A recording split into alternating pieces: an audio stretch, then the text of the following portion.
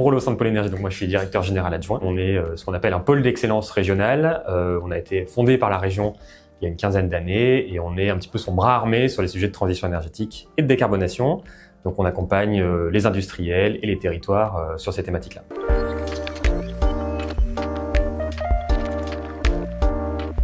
Donc en effet, un changement de convention collective, passage à Syntec pour un petit peu solidifier et légitimer aussi notre expertise. Mais donc c'est dans ce cadre-là qu'on a fait appel effectivement au cabinet Cohérence et qui avait pour objectif de nous aider finalement à mieux caractériser les fiches de poste avec peut-être donner des KPI, des indicateurs. C'était une vraie demande aussi côté collaborateurs. Au gré de ce passage à Syntec, on a voulu faire ce travail. Et donc quoi de mieux que de se faire accompagner pour ce genre de thématique.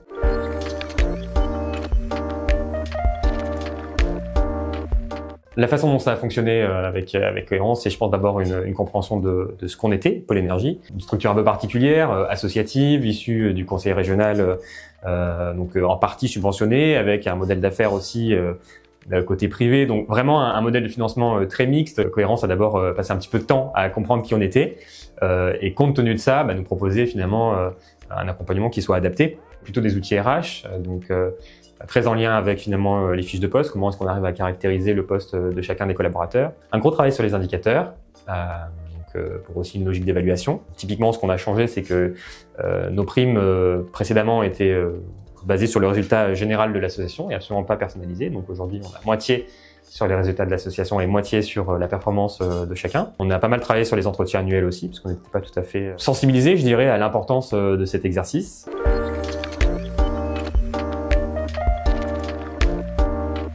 Ce que ça a amené, c'est du challenge, mais positif.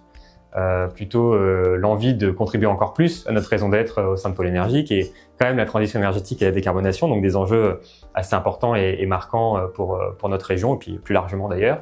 Donc finalement, ça a plutôt créé une dynamique. Il y en avait déjà une, mais ça l'a encouragé, ça l'a nourri. Autre élément d'impact assez important, c'est pour les managers, justement, qui peut-être est moins inclus. On avait tendance peut-être à naviguer un peu à vue, à faire les choses au feeling, je dirais. Et là, on vient un petit peu caractériser, objectiver. Donc je pense que c'était extrêmement important aussi pour les membres du CODIR que d'avoir ces outils pour accompagner les collaborateurs. Clairement, les impacts sont très positifs.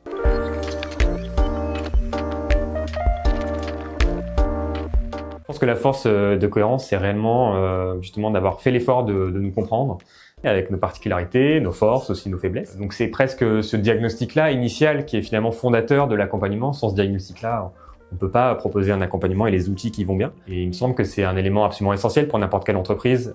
On a besoin de sur-mesure. On ne veut pas, enfin en tout cas c'est pas ce que je recherche, des solutions qu'on duplique, peu importe que ce soit la très grande entreprise ou la petite association. Non, chacun a ses spécificités.